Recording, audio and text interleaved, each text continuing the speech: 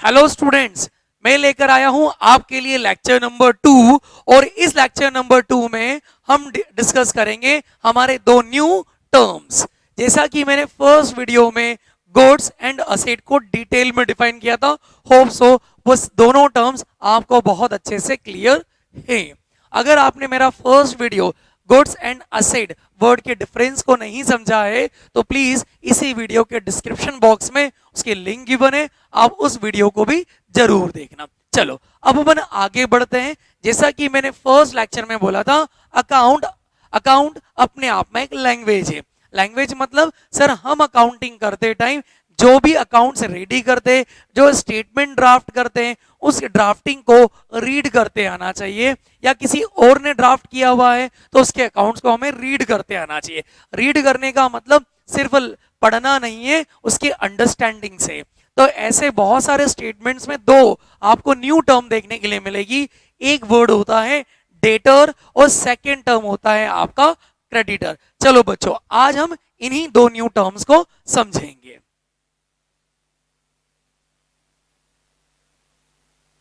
Debtors and creditors. अच्छा, एक चीज बहुत ध्यान से समझना, ये जो डेटर टर्म है ना, बच्चा जनरली इसका गलत प्रोनाउंसिएशन करता है।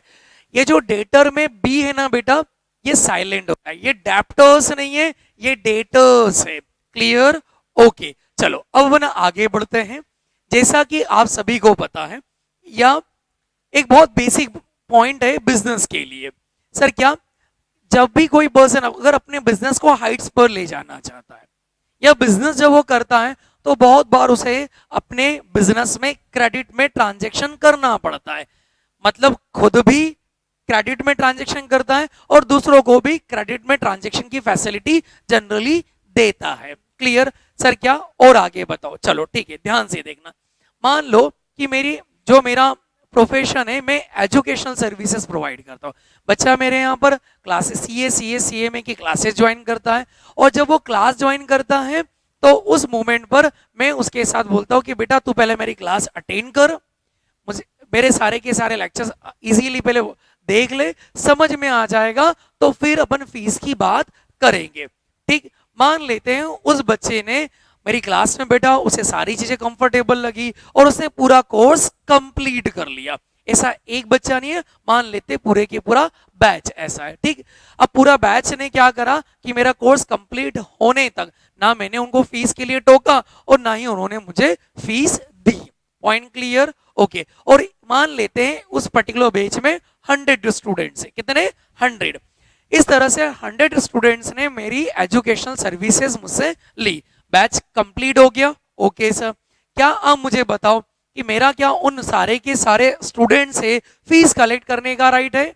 यस सर है, क्योंकि आपने उन्हें पढ़ाया है और उनका भी ऑब्लिगेशन है क्योंकि उन्होंने सर्विसेज ली है।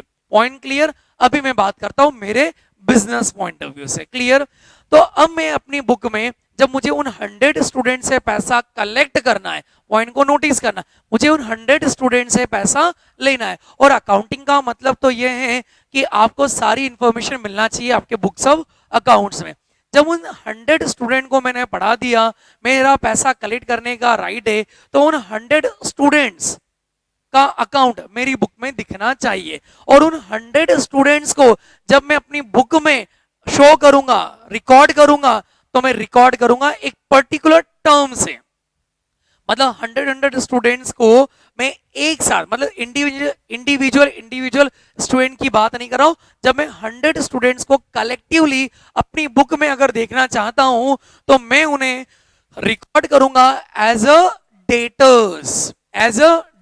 मतलब उन 100 स्टूडेंट से जो मेरा पैसा कलेक्ट करने का राइट है और जो मैं अपनी बुक में शो करूंगा, तो उन सारे बच्चों को एक सिंगल वर्ड, एक कॉमन वर्ड से रिप्रेजेंट करूंगा, और वो वर्ड होगा डेटर्स।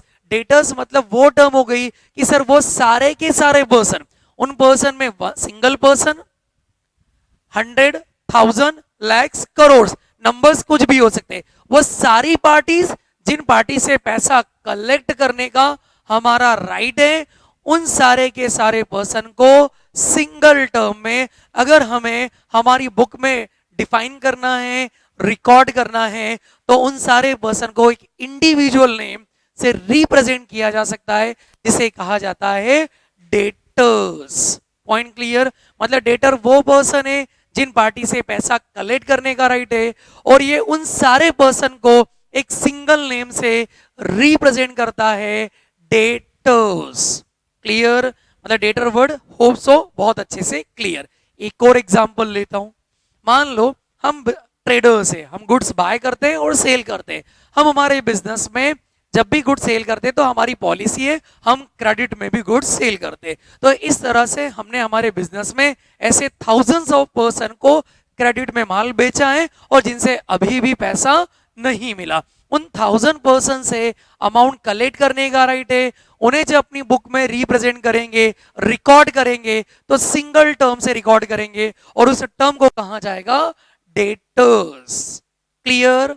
चलिए, ये तो बेसिक मीनिंग हुआ। इसी तरीके से सेकेंड टर्मिनोलॉजी पर आते हैं। अभी इसमें और भी बहुत सारी चीजें डिस्कस करना है, पर धीरे धीरे। अब आते हैं अपन सेकेंड टर्मिनोलॉजी, और सेकेंड टर्मिनोलॉजी क्रेडिटर्स।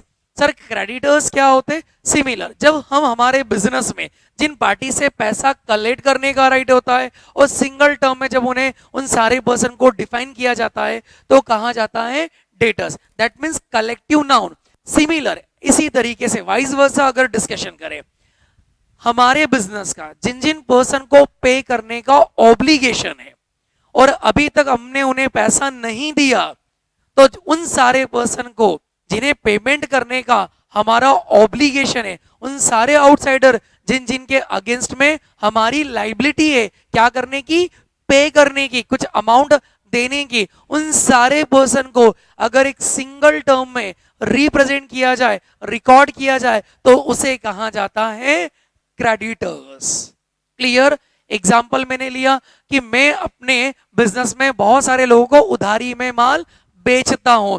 जिन पार्टी को उधारी में माल बेचा उनसे पैसा कलेक्ट करना है, उन सारे पर्सन को डेटर्स। तो वाइस वर्सा अगर बात करें तो सर मैं अपने बिजनेस में जब गुड्स खरीदता हूं, जिन सप्लायर से, एक सप्लायर नहीं बहुत सारे सप्लायर से जब गुड्स परचेज करता हूं, तो उन्हें भी इमीडिएट पेमेंट नहीं देता हूं, मैं उनसे भी क्रेडिट में गुड्स परचेज करता हूं। और उन सारे पर्सन को अगर सिंगल टर्म में डिफाइन किया जाए तो वो सारे के सारे पर्सन कहलाते हैं क्रेडिटर्स।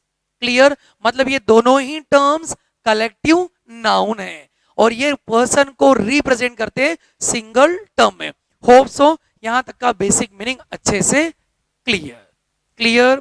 पहला डेटर, दूसरा क्रेडिटर। पार्टी से पैसा कलेक्ट करने का राइट है, उन सारे पर्सन को सिंगल वर्ड से रिप्रेजेंट करेंगे डेटर्स, और वो सारे पर्सन जिनके अगेंस्ट लाइबिलिटी है, पे करने का ऑब्लिगेशन है, उन्हें क्रेडिटर्स कहा जाएगा। ये तो हुआ हमारा एक बेसिक और जनरल मीनिंग। अब आते हैं अपन इसके सेकंड पार्ट पे।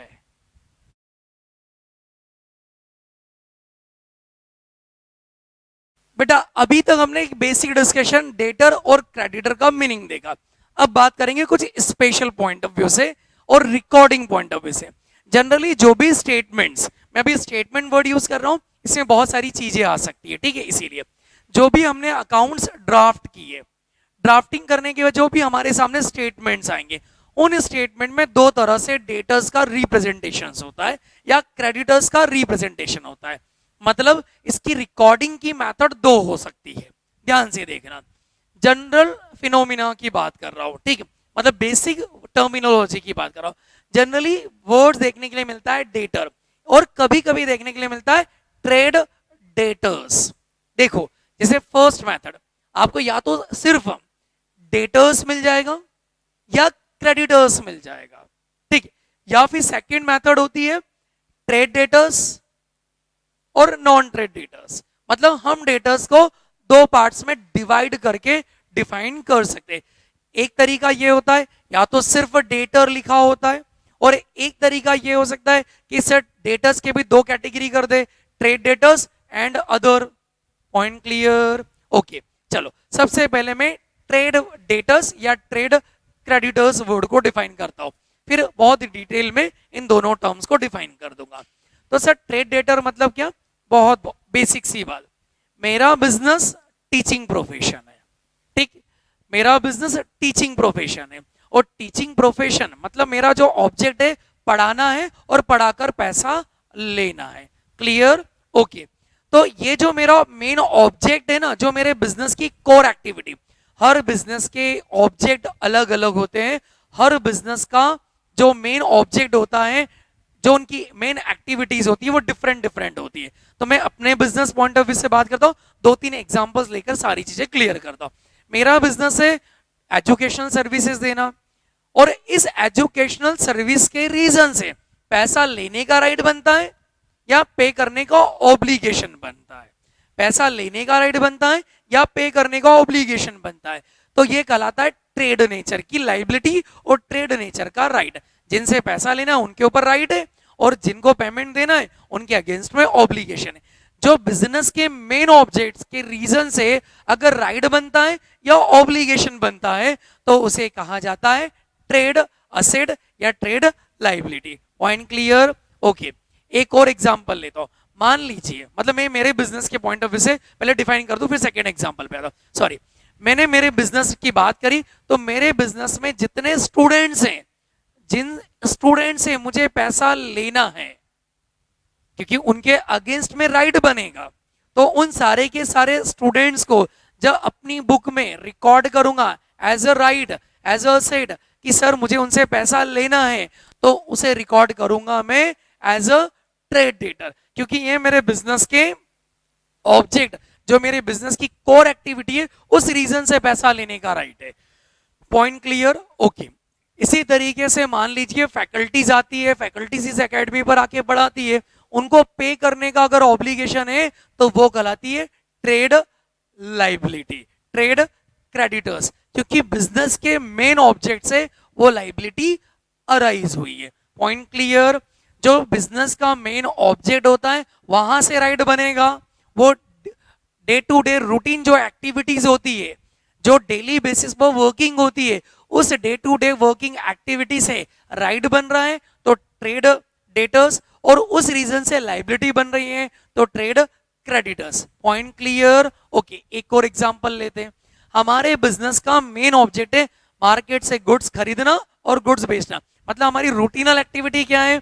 गुड्स खरीदना और गुड्स बेचना। तो जो गुड्स खरीद रहे हैं उधारी में, तो वो जो पर्सन को पेमेंट देना है वो पर्सन ट्रेड क्रेडिटर, और जिन पार्टी को उधारी में माल बेचा, जिनसे पैसा लेना है, क्योंकि रूटीनल एक्टिविटी हमारा बिजनेस का मेन ऑब्जेक्ट है, तो वो पर्सन जिससे उधारी में माल बेचा, गुड सेल किया, उस पार्टी से पैसा लेना है तो वो पर्सन कहलाएगा ट्रेड डेटर्स।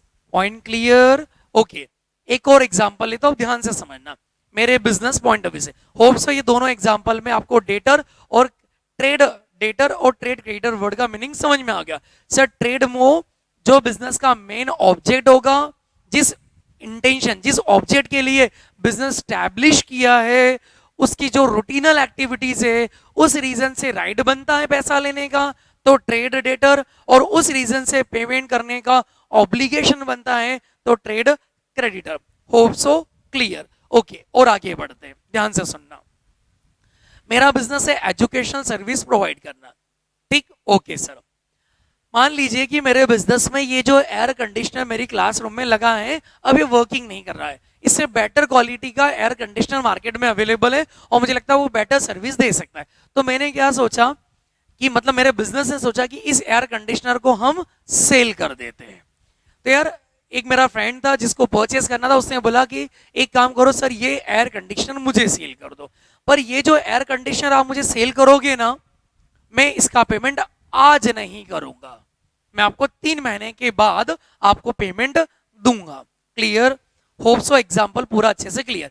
मेरा बिजनेस है एजुकेशन प्रोवाइड करना, जो मेरी day to day routine activity है वो एजुकेशनल एक्टिविटीज है।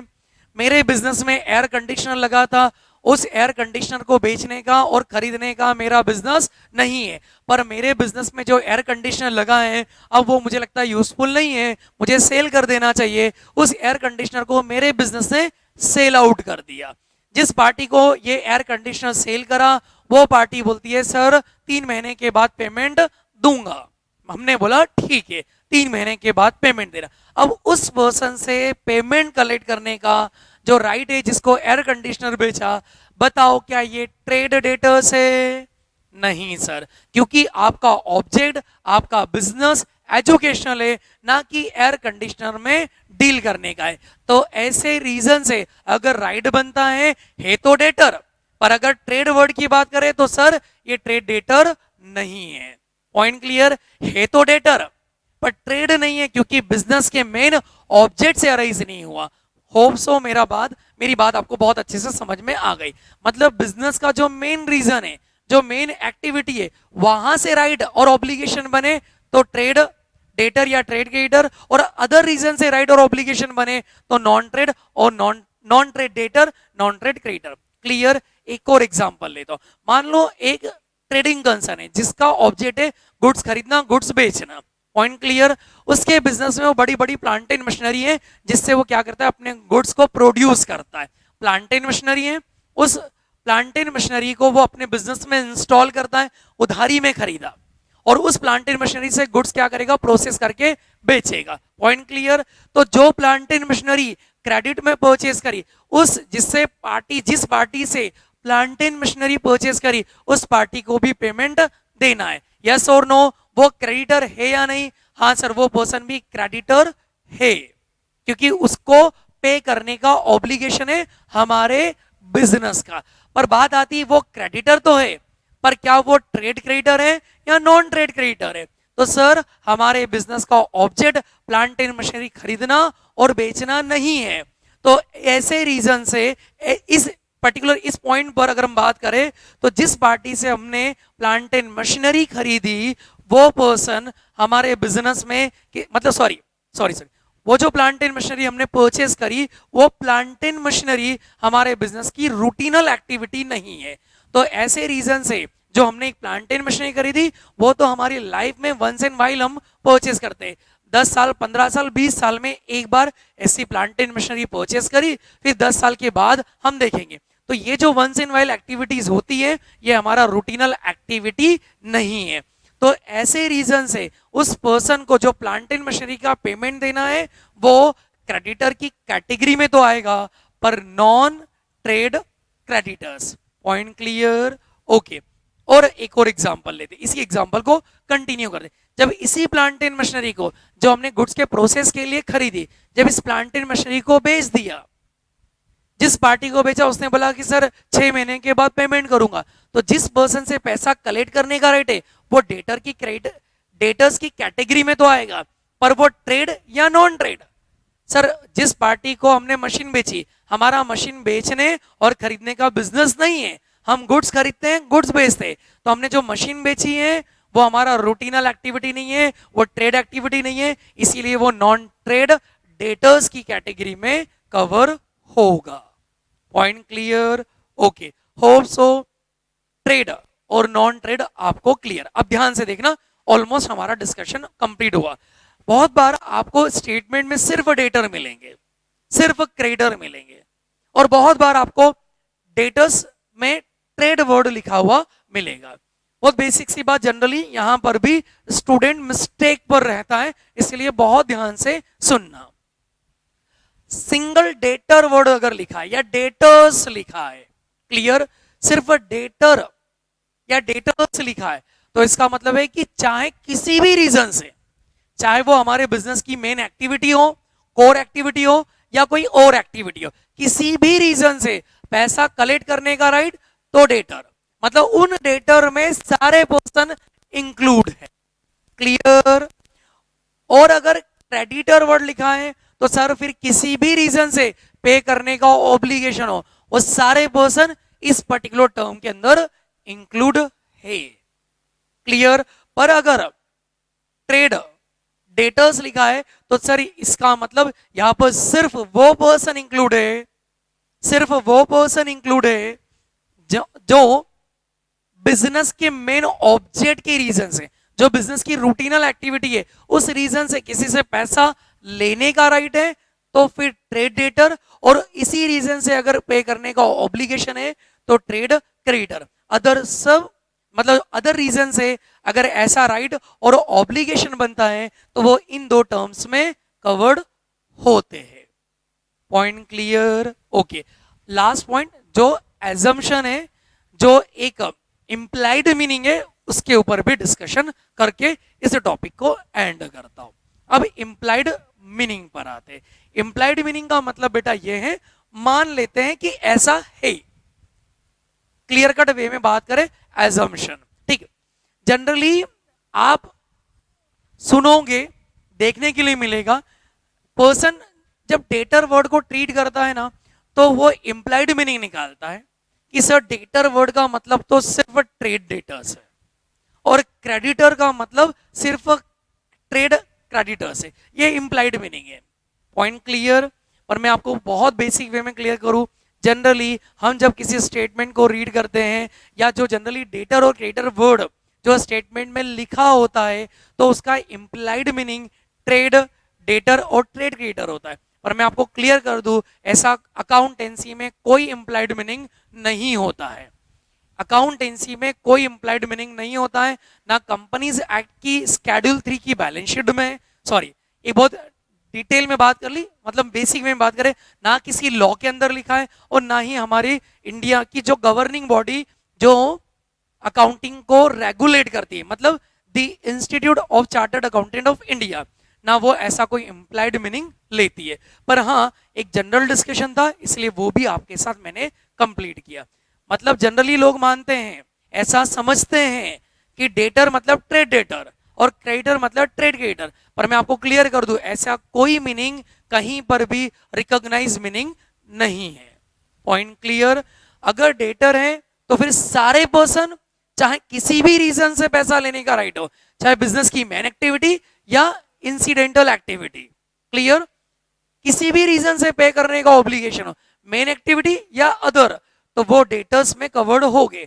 पर मेन ऑब्जेक्ट के रीजन से पैसा कलेक्ट करने का राइट है तो ट्रेड, और अदर रीजन से पैसा कलेक्ट करने का राइट है तो नॉन ट्रेड डेटर। बिजनेस के मेन ऑब्जेक्ट के रीजन से पे करने का ऑब्लिगेशन है तो ट्रेड क्रेडिटर्स, और अदर रीजन से पे करने का ऑब्लिगेशन है तो non trade creditors. Thank you बेटा।